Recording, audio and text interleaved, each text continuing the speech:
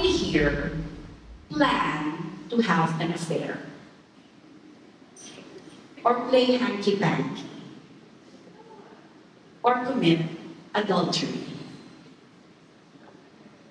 No one plans to do it. No one even thinks of doing it. But mind you, it happens. It happens to the closest people to us. It happens to family. It happens to friends. We see it in the movies. We see it in teleseries, in Korean novelas. When one gets married, no one will ever think of committing adultery. And that is the topic that we're going to talk about today. For the married, this is relevant for you. And for the unmarried yet, let this be a preparatory lesson, a preparatory course to your future plans ahead. And now you are going to be guided. And for the singles and our young people, let this be a warning. Let this serve as a warning. Let this serve as a tool wherein you will be guarded and guided. Let this be a guardrail that you are going to put up so that you are not going to be on the other side or participative in the sin of sexual immorality, in the essence of adultery. Allow me to entitle this conversation, A Lustful Heart. Nobody will talk about lust. Nobody teaches us to have a lustful heart, but it's just there. We always lust for something. And let us all be warned that a lustful heart, being there, should be put up with guardrails around it. So if you're ready, we're going to talk about Exodus chapter 20, verse 14, the seventh commandment, and how Jesus turns that around as he speaks of it on the Sermon on the Mount. We know that when Jesus came, he said, I'm not here to abolish the law. I'm not here to debunk it or change it. I am here to allow it to happen. And that is what Jesus is going to do with the topic of adultery. With the lesson of adultery, Jesus will now qualify and teach us and change it. And mind you, in a sex-crazed world that we have today, in a perverse society that we have today, this lesson today is going to be very relevant for all of us. So the Ten Commandments. The Ten Commandments was given to the Israelites as they were leaving Egypt for the Promised Land. The Ten Commandments were going to serve as moral guardrails for the Israelites in order to live safe and successful lives. As they were traversing the desert to be able to go to the Promised Land, there were a lot of things that they will be facing, a lot of challenges that they will be up to.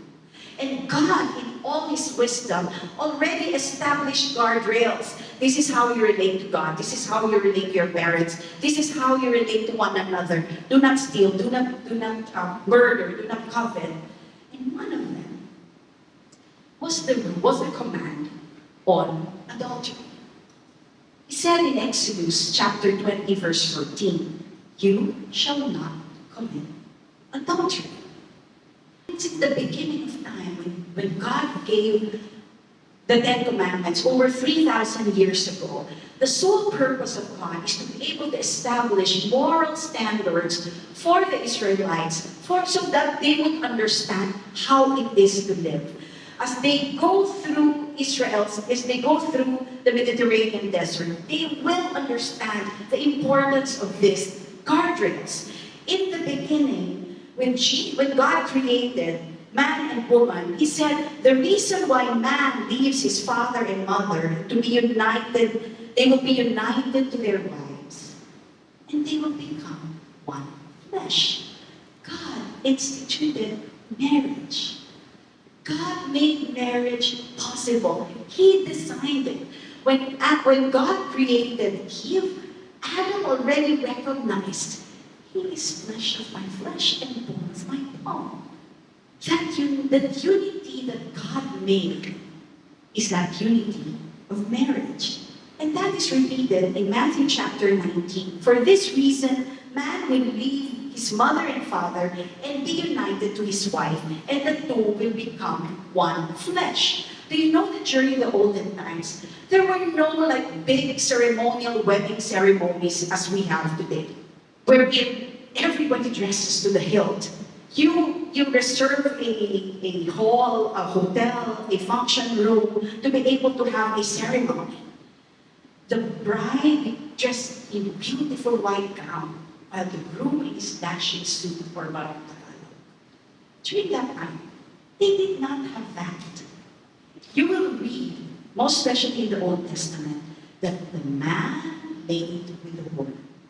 Time and again, right? You encounter that. The man laid with the woman. And that was the consummation of marriage.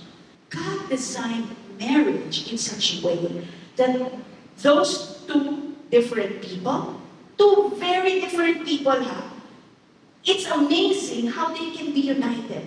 When you're married, all of a sudden you find yourself ending each other's sentences, planning the same thing together, ending up with the same thought.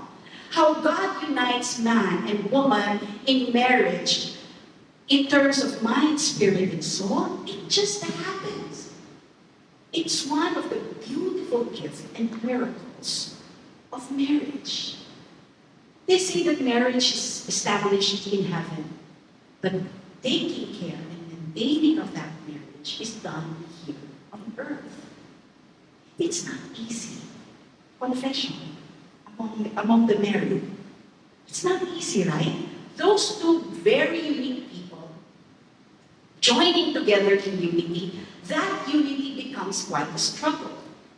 And therefore, when you happen to stay together, every anniversary, every celebration is a wow event. Because of that sheer difficulty to maintain and stay married, it's easier to break up.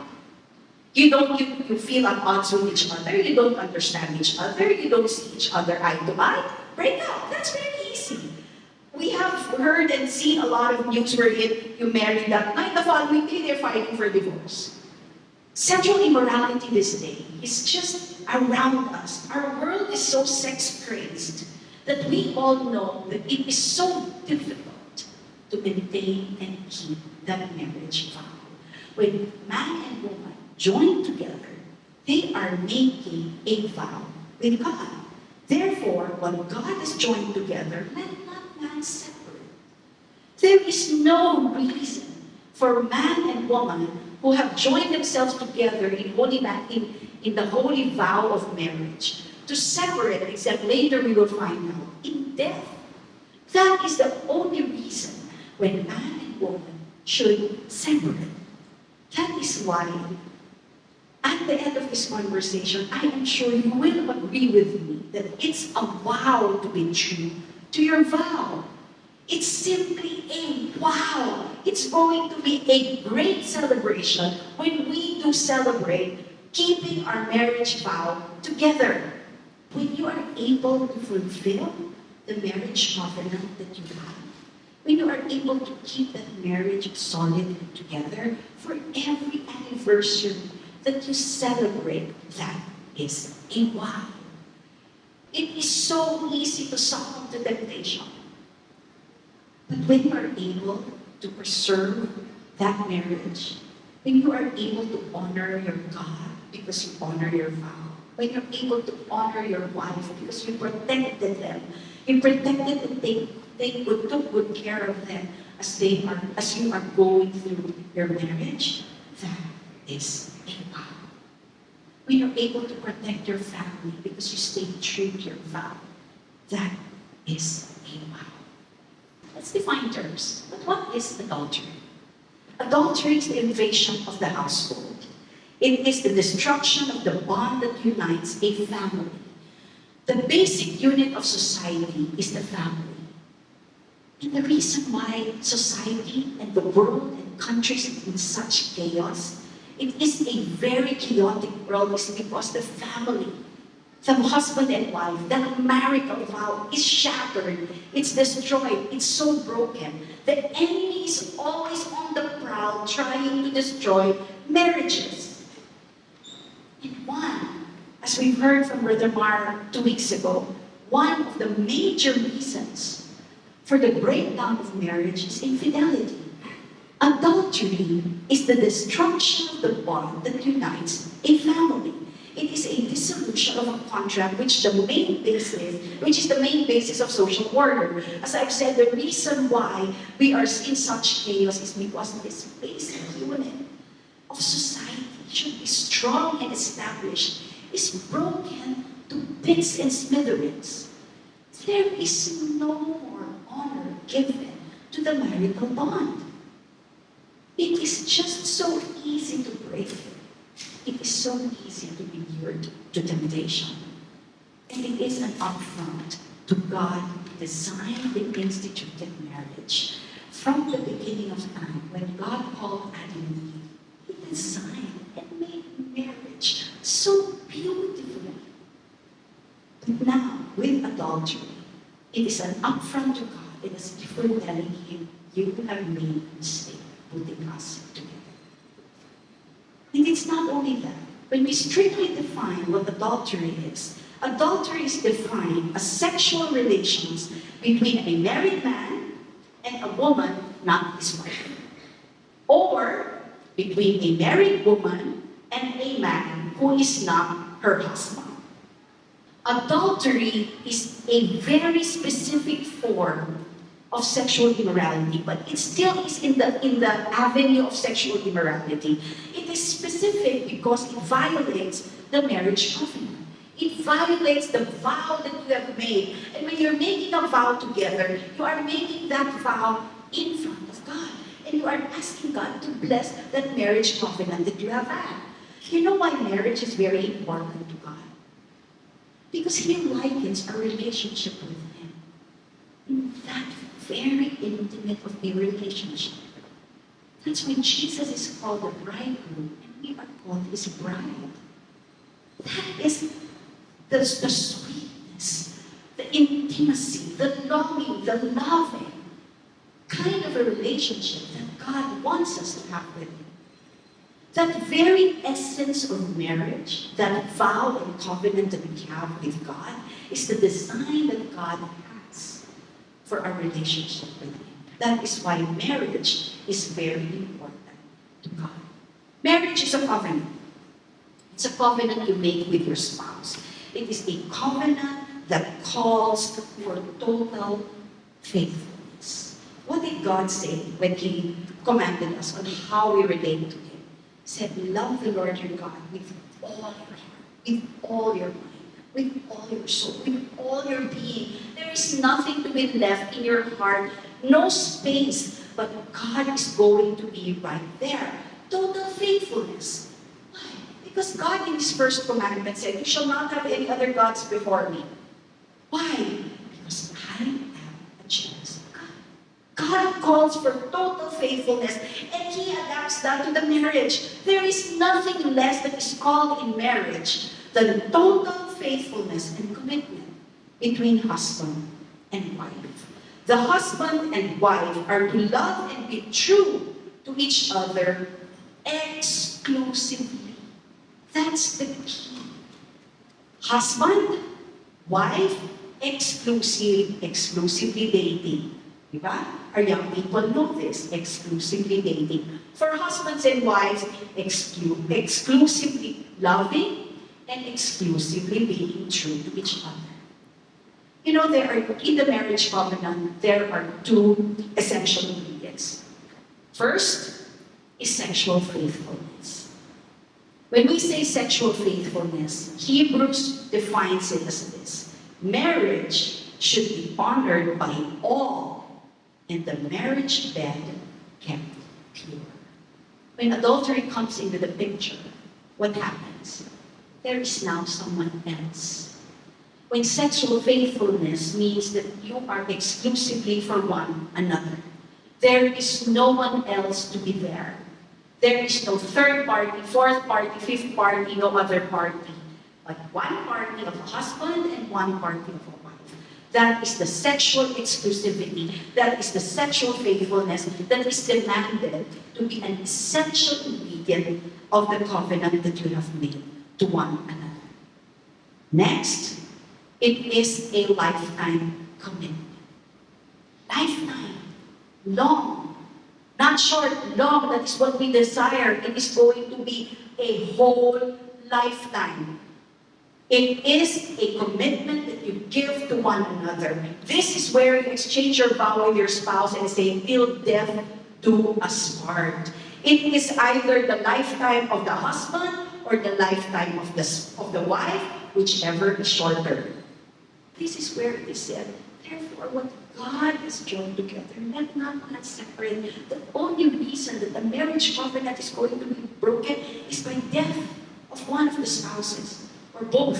Usabay sila, di ba? But Jesus qualifies all of these definitions and redefines. And we all know that when Jesus speaks, he speaks with such authority that all of us should sit up and listen. So let's see how Jesus brings us to the concept of adultery during his Sermon on the Mount. During this time, thrones of people were following him.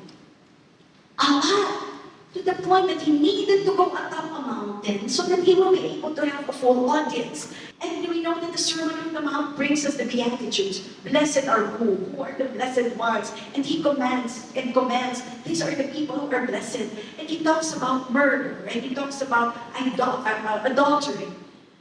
All because these are standards of living, moral guardrails that are put alongside us so that we will know how to live safe and successful lives. Jesus starts off with verse 27 in Matthew chapter 5, where he says, you have heard the commandment that says, you must not commit adultery. Okay? You have heard. The whole of Israel, Israelite people, knew the 10 commandments. The 10 commandments were given to them, cast in stone. The Mosaic law is the basis of all 631 laws written in Leviticus and Numbers. You will be able to read it to them. You will be able to read it on your own. Do this or else this. Do this or else this. Do this and you will be rewarded. Do not do it and you will be cursed. So all of these laws are based upon the 10 commandments that God gave to Moses and gave to the Israel people. And Israel knew all of them. So when Jesus was speaking, and I can imagine with such authority, that even if he was so small there up a mountain, you would hear his voice resounding and said, you have heard the commandment that says, you must not commit adultery. And mind you, during this time, the religious people were also there. The Pharisees, the Sadducees, they were now following Jesus because the following of Jesus was getting so huge that their audience was getting scarce. So they needed to know, what is Jesus talking about? We need to know because they wanted to catch him flat-footed so that Jesus will make a mistake. But we all know that he never made a mistake because he knew the Word of God because he is very God. So when he speaks about you must not commit adultery, you can hear the whispers among the religious leaders.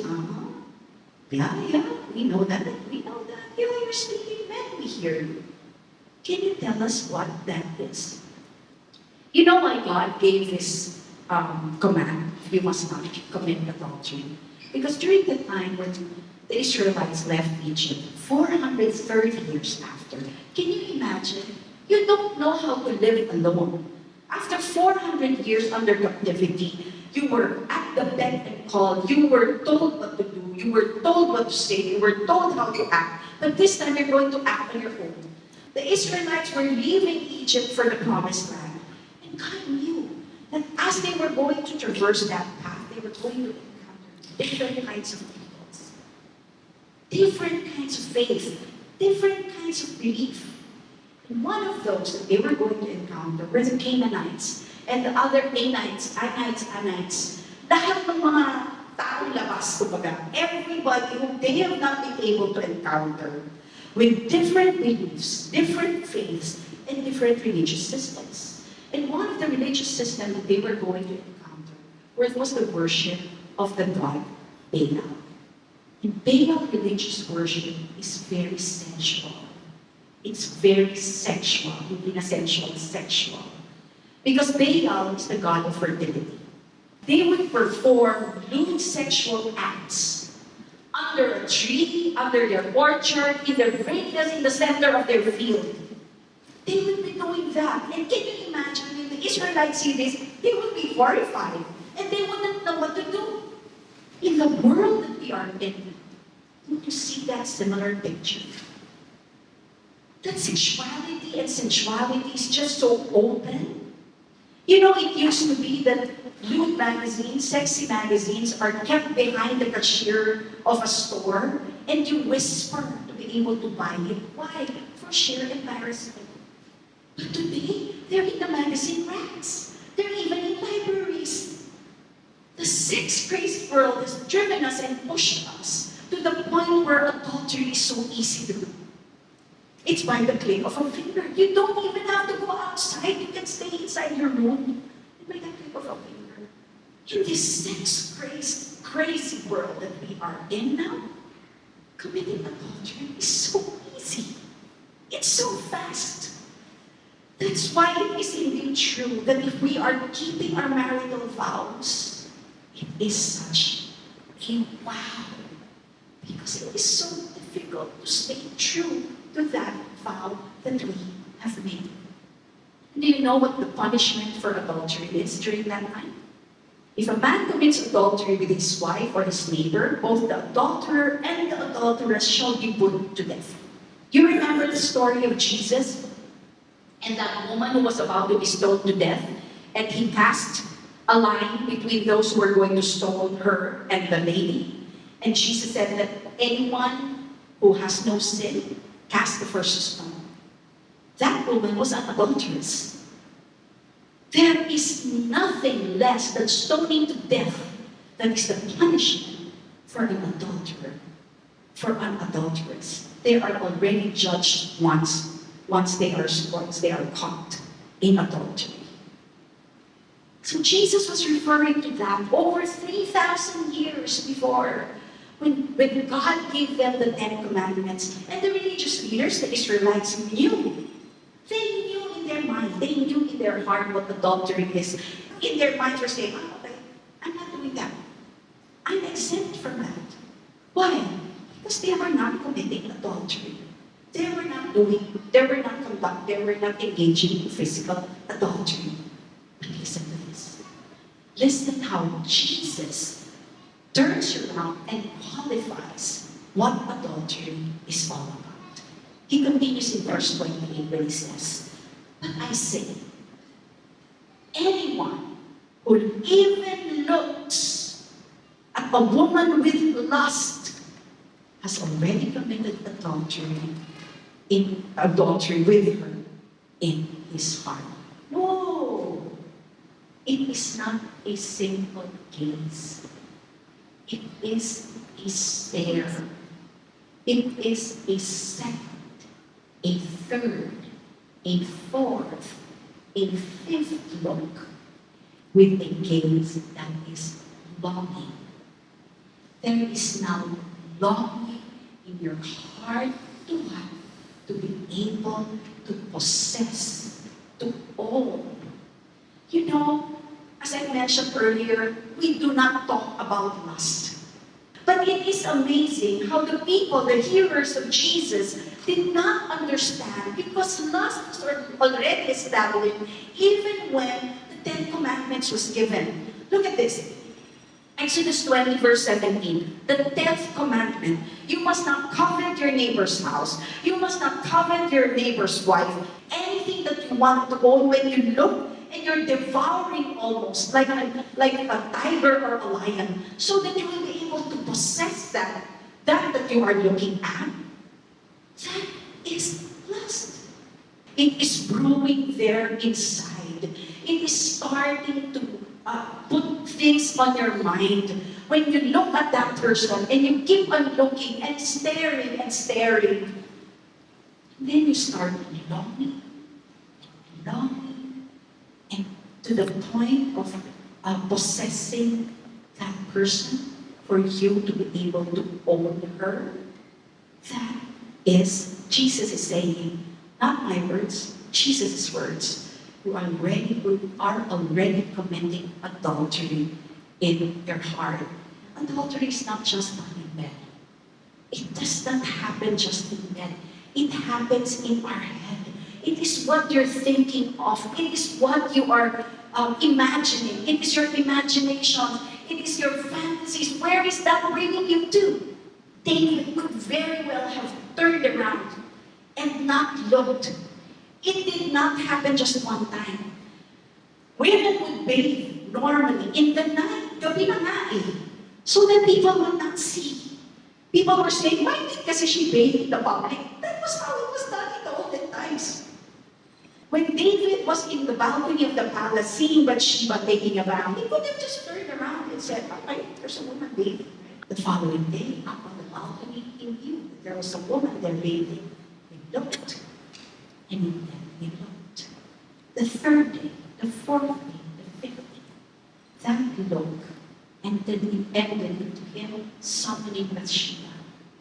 And during that time, Bathsheba did not have any choice. People were saying, ba't kasi siya pumayag? No, when you are summoned by the king, you don't have any choice. Remember what happened to Esther?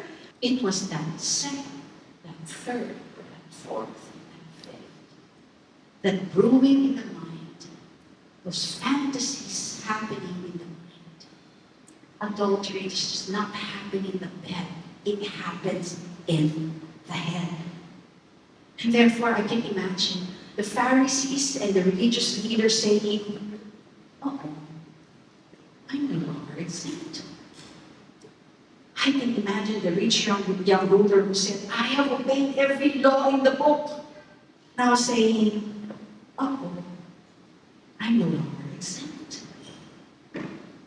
Young people, I hope you are now seeing you are no longer exempt.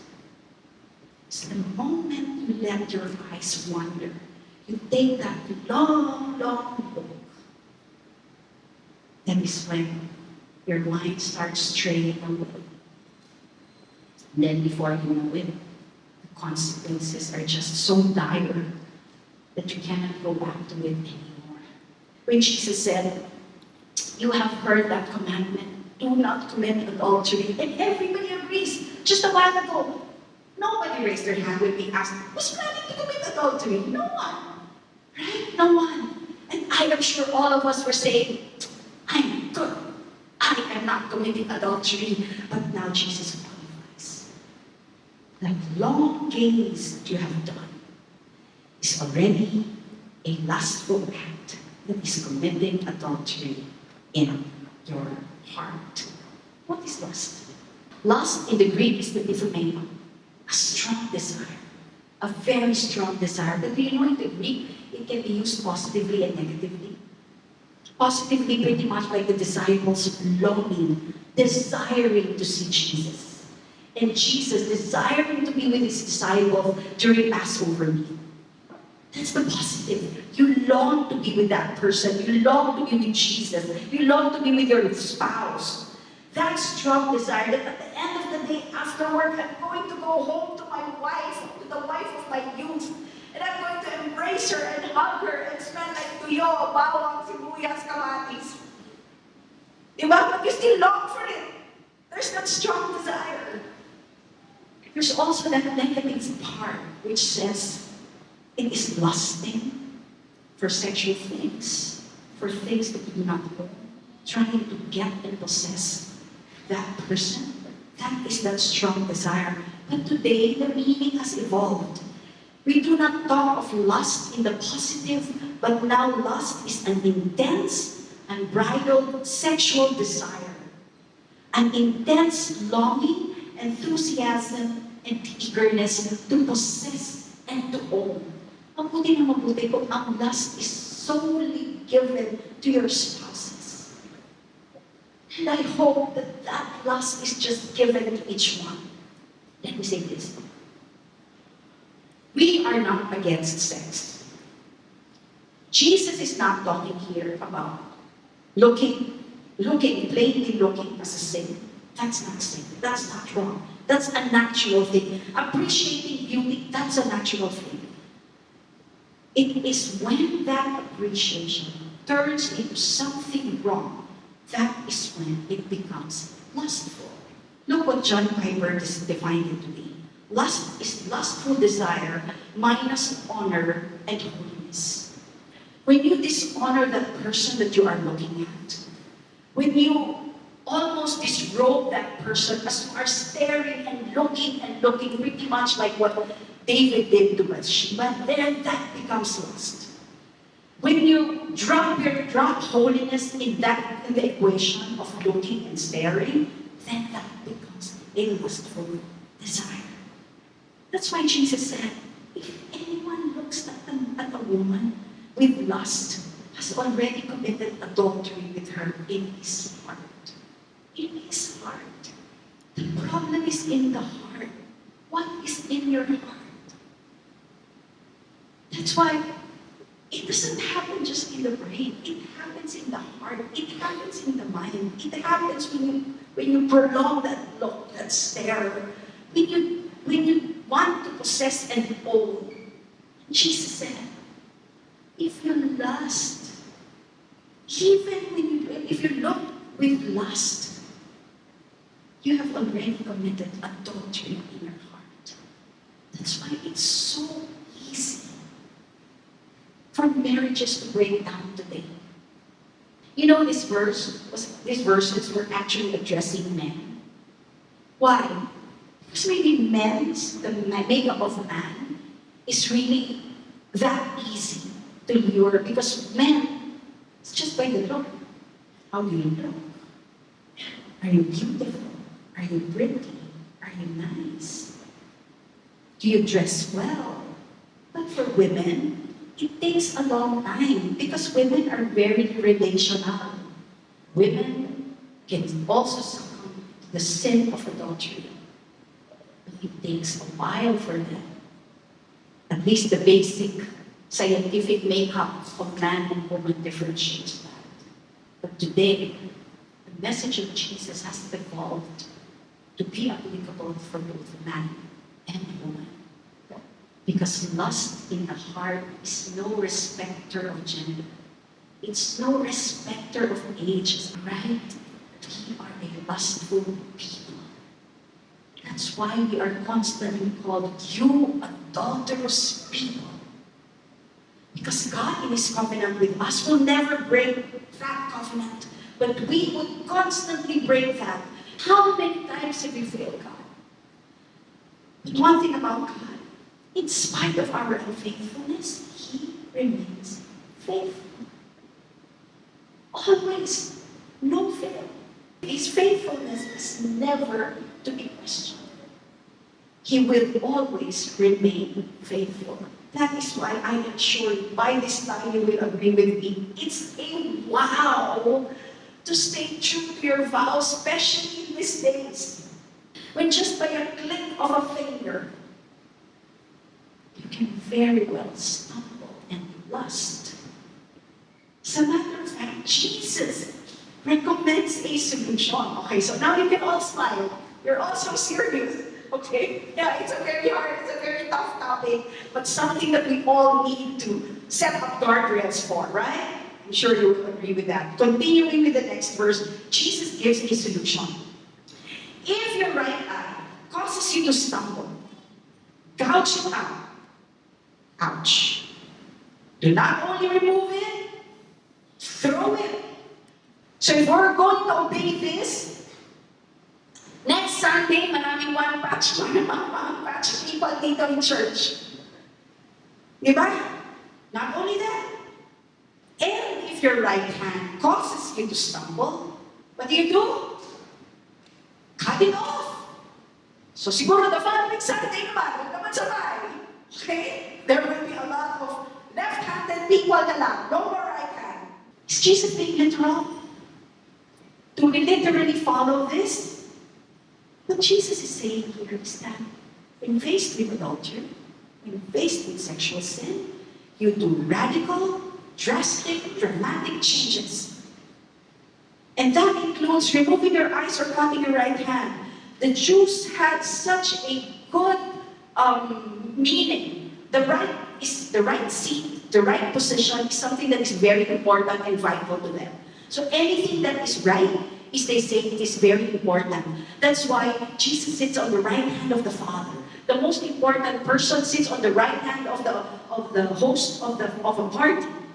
Everything on the right is something that is very important. So what Jesus is saying here is, you want to deal with sexual immorality, you want to deal with adultery, pluck out anything on the right. That is how drastic, how radical, how dramatic your reaction should be to this kind of sin. Because at the end of the day, I like what William Barclay said, sin becomes a crime, not against the law, but against love.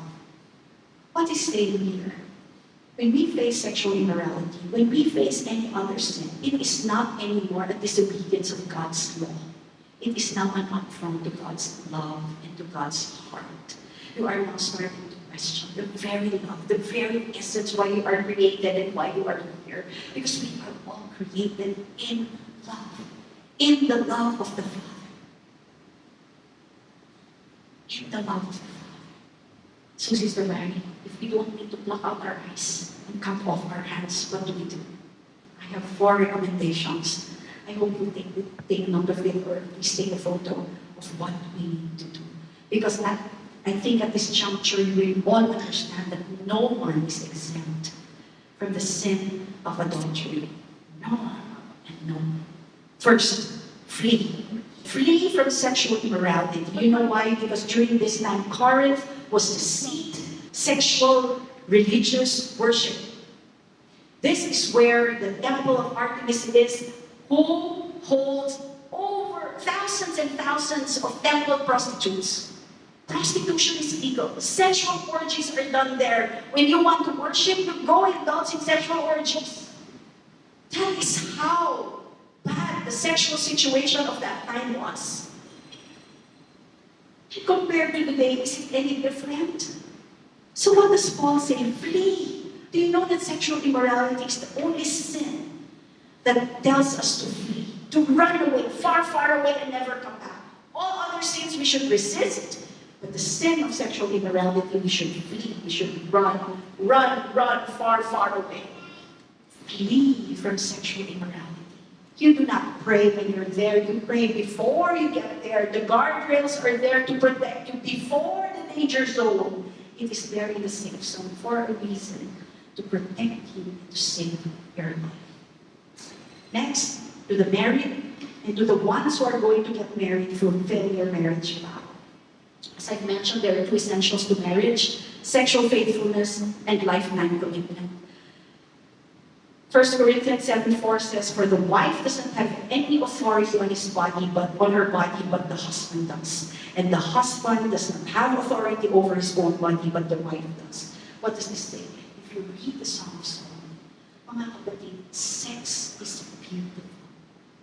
Christians don't hate sex. We love sex, but it is in the bounds of marriage. Only in the bounds of marriage. That is how God gifted us with it.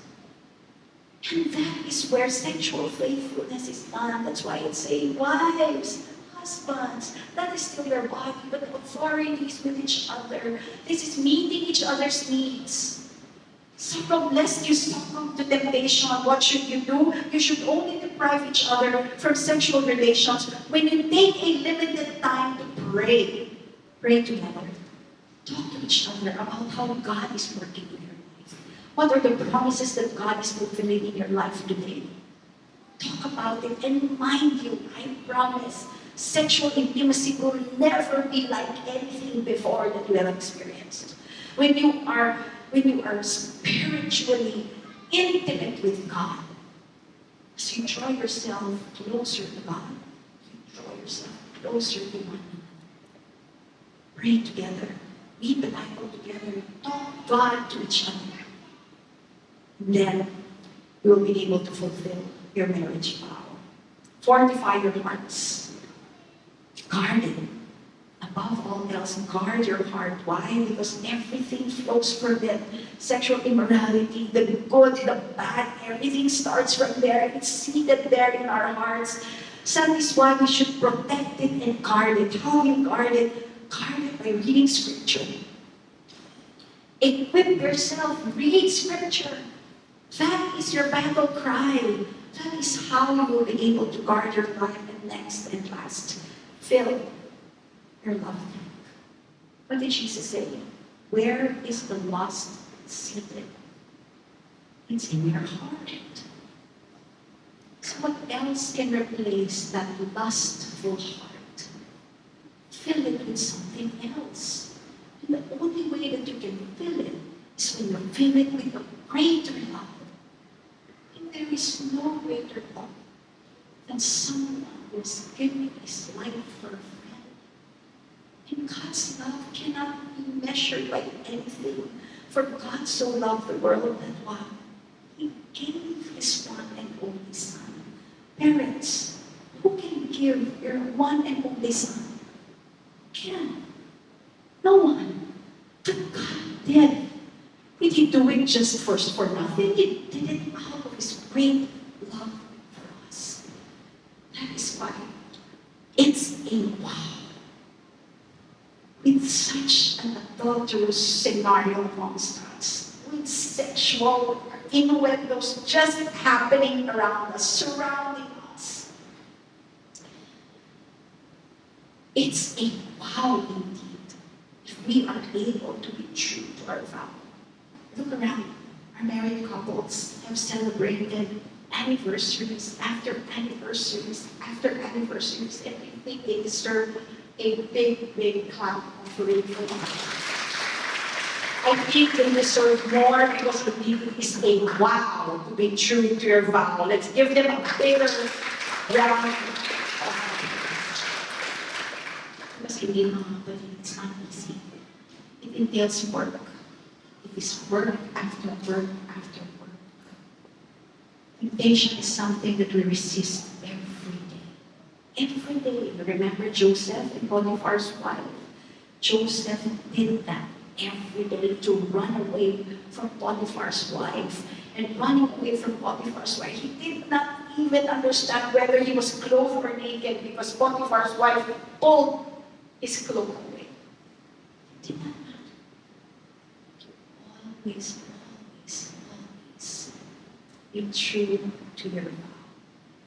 We congratulate every married couple here. Every husband and every wife here present who has remained true to your vow. And congratulations are important. We congratulate all.